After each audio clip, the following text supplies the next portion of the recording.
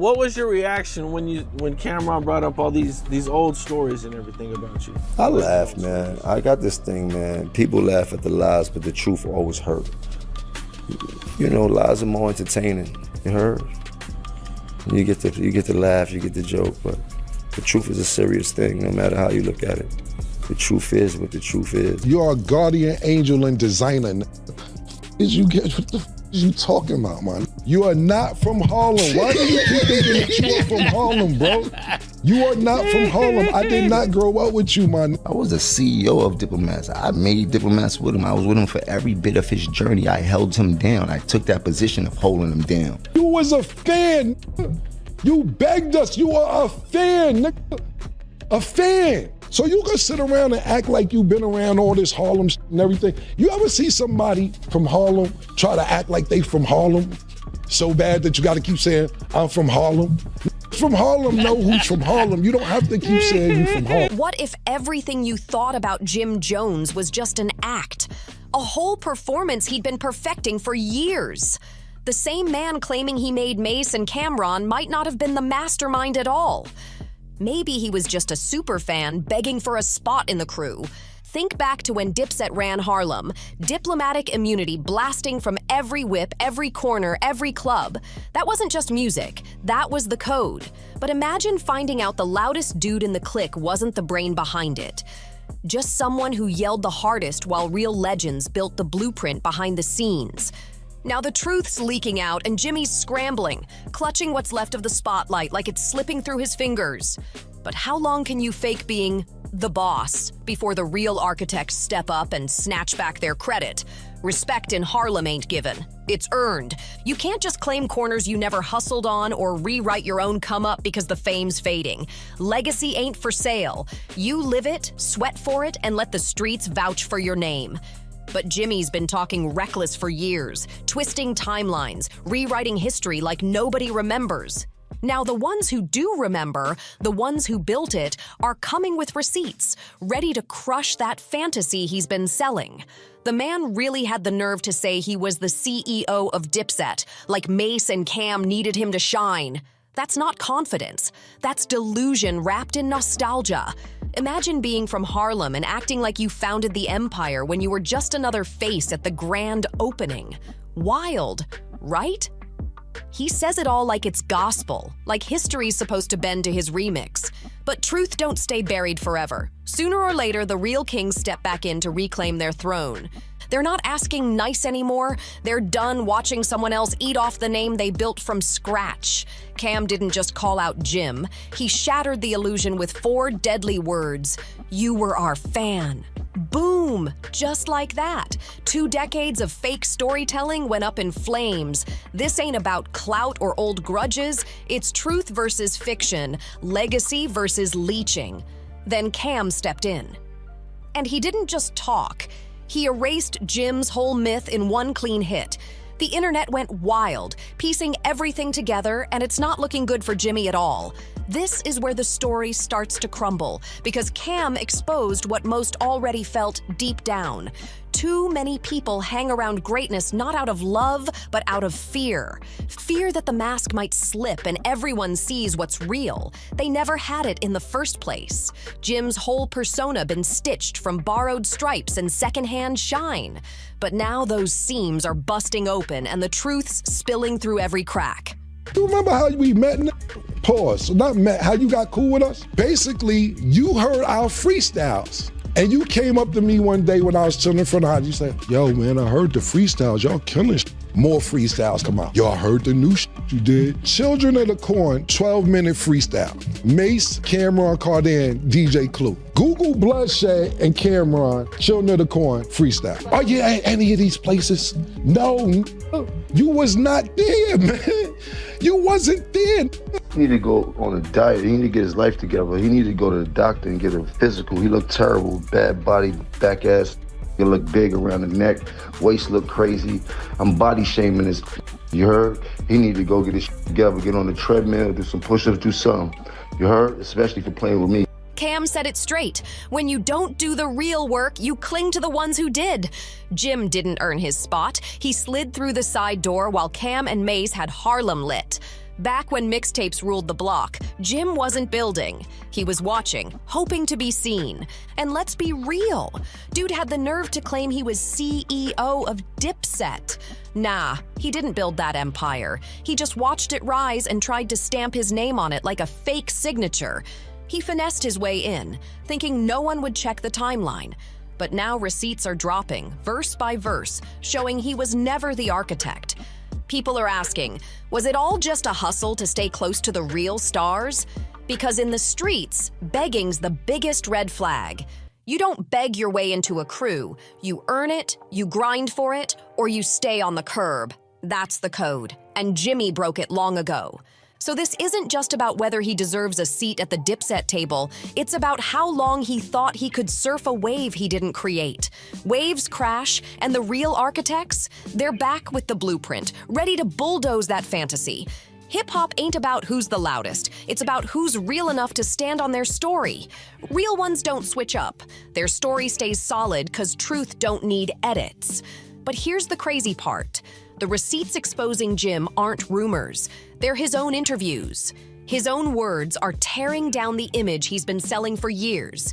You can't lie on camera in 2005 and try to remix the truth in 2024. Not with the internet holding every file like a vault. When your old self exposes your new story, it doesn't just crack your rep. It blows up your whole career. That's not a plot twist. That's a full collapse.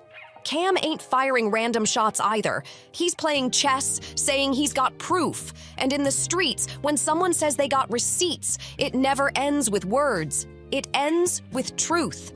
Once that truth hits daylight, any respect Jim thought he had, gone. You can even hear it in Cam's tone. He's not yelling, not pressed. He's calm, cool, and in control. That's the sign of someone holding all the cards, just waiting for the right moment to press play and let the tape talk for him. And when he did, boom, it hit like a bomb.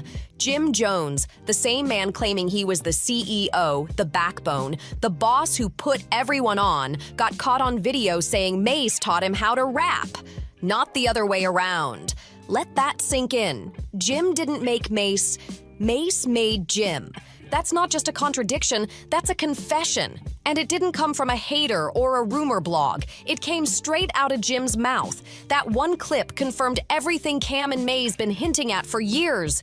When your own words become the evidence against you, that's real street justice right there. But it don't stop there.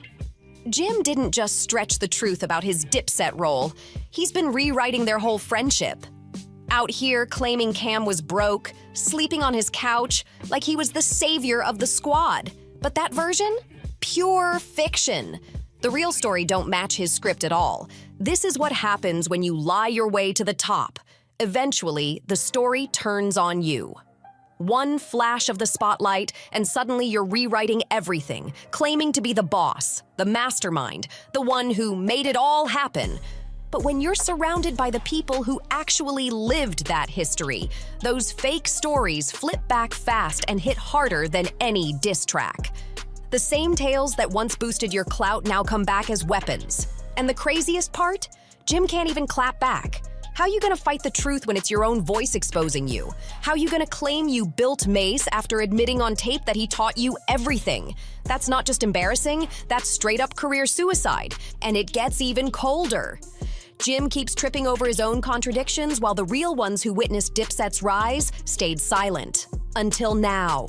They're stepping up, receipts in hand, ready to clear the timeline once and for all. Then, boom. Jules Santana steps into the convo and the whole energy shifts. No yelling, no hype, just cool, calm truth. He said, "It was smooth at first, until it wasn't."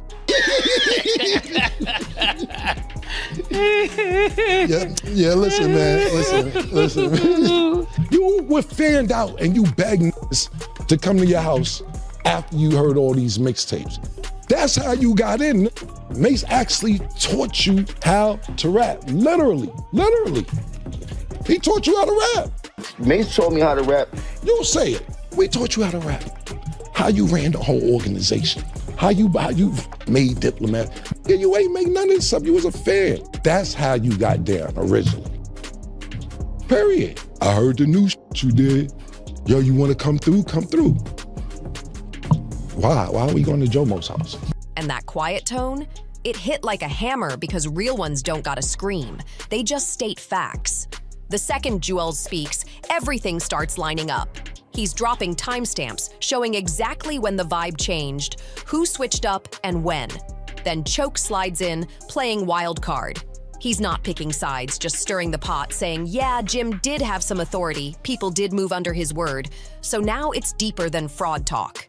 This ain't just about exposing a fake. It's about a man who had influence but couldn't handle his actual spot. Jim wasn't some outsider. He had a seat at the table. He just wasn't sitting at the head. Let's keep it real. Jim wasn't the boss, but he wasn't background either. He was in the building, just not on the top floor. Somewhere along the line, though, he stopped playing his position and started writing himself in as the main character. Jim went from middleman to calling himself the mastermind. But those blueprints, they were never his. Then the internet lost it when Choke dropped a bomb, saying there would be no Dipset without Jim. He even called him the muscle behind the empire. But let's be real, being the muscle don't make you the brains. Just because you're needed doesn't mean you built the whole thing. Yeah, Jim held it down, no question. His lane was pressure, presence, and street backing. But that's not creative leadership or business vision. There's a huge difference between being essential and being in control. Right now, we're watching a lion's circle unfold in real time. Two camps, both armed with receipts, both claiming truth. On one side, you got Juelz and Choke saying, nah, Jim wasn't just a fan. They saw him active, making moves, and they're tired of Cam and Mase treating him like a tag-along.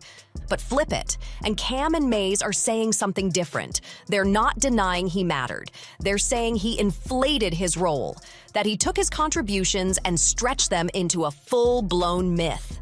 Both sides are holding pieces of truth. Cam and Mase trimming the legend down, Jim's crew stretching it to fit the fantasy. It's a perception war, and in this game, optics rule everything. The truth don't always matter. It's how it looks that makes or breaks you. And right now, Jim's looking like the dude who let ego rewrite his own legacy. But wait, it just flipped again. Choke came back swinging, saying maybe it wasn't Jim being jealous at all. Maybe Cam just couldn't handle how far Jim climbed up. That take had the internet spinning. And before anyone writes Choke off as wild, nah, his words hit different because they come from history. That tension with Cam runs deep. It's not some fresh beef, it's old smoke. These two almost threw hands once, just because Cam showed love to one of Jim's mixtapes. Now that grudge energy's back in the mix, and it's turning this whole Dipset saga into something way bigger than ego. It's pride, history, and unfinished business colliding all over again.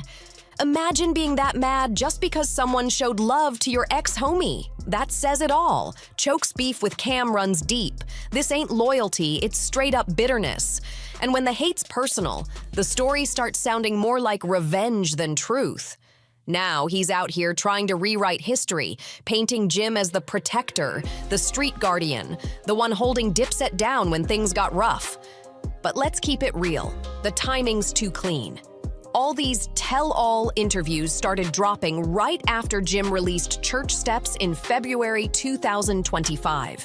Coincidence? Nah. That's textbook PR. When the buzz is fading, stir up some Dipset drama and get the internet talking again. And who better to co-sign than Choke, the dude with a mic, a grudge, and nothing to lose. Perfect recipe for chaos without even dropping a track. But the real explosion came when Juelz broke down the 50 Cent situation, and that's where Jim's whole loyalty code fell apart. Facts only. Jim got too thirsty for solo shine. While Dipset was beefing heavy with G-Unit, he jumped on stage with the opposition. That's not business chess.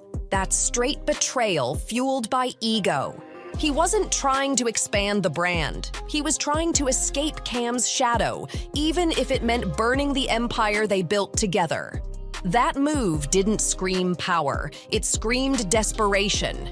It was like he couldn't take being second in command one more day, so he made the kind of play that guaranteed attention, even if it blew Dipset's legacy to ashes.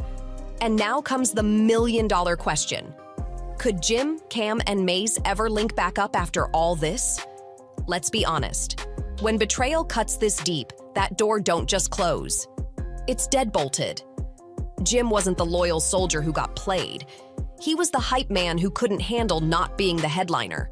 Now he's setting fire to his own camp just to grab a little spotlight. For over 20 years, he's been chasing center stage like it's his birthright, and now he's rewriting the whole Dipset saga to fit his version. But here's the twist. He's not doing it alone. Jim's out here stacking a team of bitter voices, people with old grudges and open wounds, all ready to echo his side of the story. Truth and legacy, they don't matter anymore. Only narrative control. Even Zeke, who usually keeps it chill and avoids the drama, admitted the beef wasn't even that serious at first. That says it all. This whole mess started as ego, but now it's spiraled into a full-blown war for credit, clout, and control of Dipset's history. Things only really got wild when the outsiders jumped in. People with their own agendas, stirring the pot for clicks and clout. That's when it flipped from a petty disagreement to a full-blown legacy war. And let's not act like Jim ain't loving it. This chaos is keeping his name alive. Every messy headline, every heated live, it's feeding him. His whole career right now depends on keeping this feud burning hot. The crazier it gets, the more his name trends, and he knows exactly what he's doing. But here's the catch. When someone's caught red-handed and the truth ain't on their side, they don't come clean. They start moving sneaky, throwing subs, dropping cryptic threats, doing anything to distract from the fact that their image is collapsing in real time. He taught me how to rap, and Cam always made sure I was on every single album he had. He was like, boy, once you figure out how to rap the same way you act in these streets, it's gonna work for you. Just keep going. And that's all so I always gotta give credit to where credit is due and shit like that. It would be no Jim Jones. There. Stop tricking out their freedom, bro. This is gonna be the last time I address this. Whatever you got to say after this, good luck. I wish you luck. I got other shit to do. Know what I've done. Dance around it all they want and shit like that, joking, but they know if I get upset, it's gonna be a real problem. Get out of here. Now peep how Cam handles it. Calm, collected, surgical. He's not ranting, he's dissecting. Every word sounds like it's coming straight from the ledger, and what he's exposing ain't random. It's a pattern. This isn't one mistake. This is Jim's whole MO. Cam said it plain. Jim moves with no code, no discipline, no loyalty, just chasing attention wherever he can grab it. It's not about the culture, not about respect for Dipset's legacy. It's pure thirst, and that's what cuts the deepest. Jim could have stayed in his lane, played his position, and gone down as a Harlem legend. But instead, he tried to rewrite history and ended up exposing himself. That tough guy image he's been pushing for years, shattered. The muscle of Dipset act crushed like a soda can. And all it took was one calm, surgical takedown from Cam. Cam ain't even angry anymore. He sounds tired, like he's dealing with a loud neighbor, not a rival. That's next-level disrespect. When someone stops being mad and starts sounding bored, that's humiliation on a different tier. Cam basically said without saying, Jim ain't even worth the energy anymore. Meanwhile, Cam's out here making real moves. Business, music, legacy plays.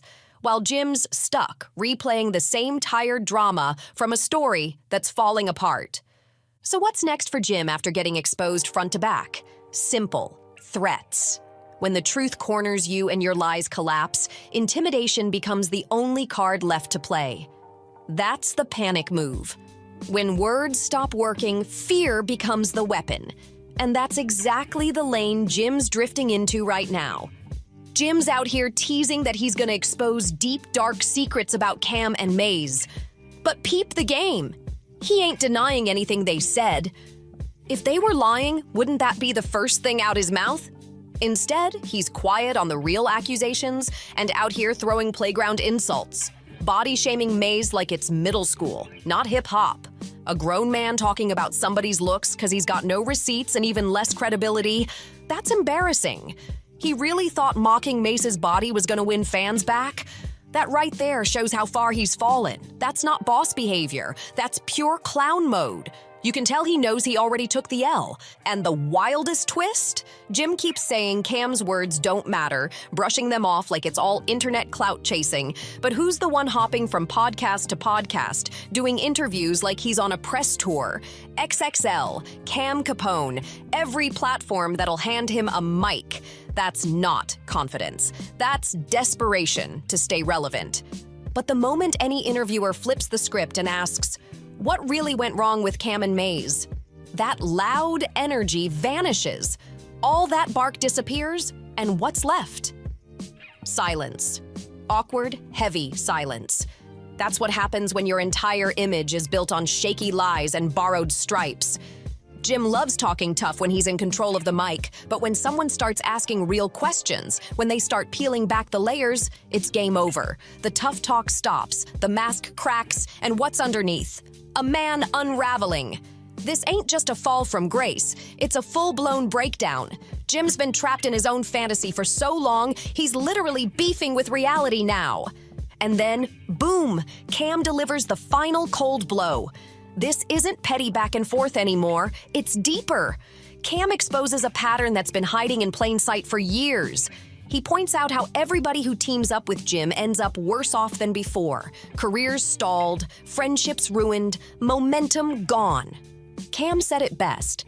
That ain't leadership. That's leech energy. Real bosses build their people up. They don't drain the ones who believed in them.